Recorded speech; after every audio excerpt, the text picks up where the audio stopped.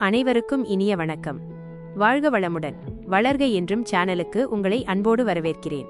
நம் வாழ்வின் குழப்பங்களை தீர்க்கும் ஒரு உன்னத வழிகாட்டியுடன் இன்று உங்களை சந்திக்கிறேன். வாழ்க்கையில் பல நேரங்களில் கண்ணால் பார்ப்பது ஒன்றாகவும் உண்மை வேறொன்றாகவும் இருக்கும். எது நிஜம் என்று தெரியாமல் நாம் குழம்பும் போது ஐயன் திருவள்ளுவர் நமக்கு ஒரு தெளிவான பாதையை காட்டுகிறார். அதுதான் மெய்யுணர்தல். குறள் எண் 355. எப்பொருள் எத்தன்மை தாயினும் அப்பொருள் மெய்ப்பொருள் காண்பதறிவு.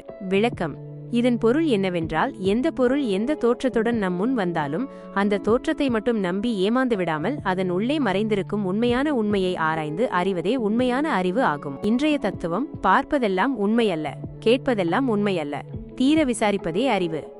உங்கள் குழப்பங்களுக்கு விடை தேடத் தொடங்கினால் தெளிவு தானாக பிறக்கும். இதுபோன்ற வாழ்வியல் உண்மைகளை தெரிந்து கொள்ள மறக்காமல் நம்ம சேனலை சப்ஸ்கிரைப் பண்ணுங்க, பெல் ஐகானை கிளிக் செய்யுங்க.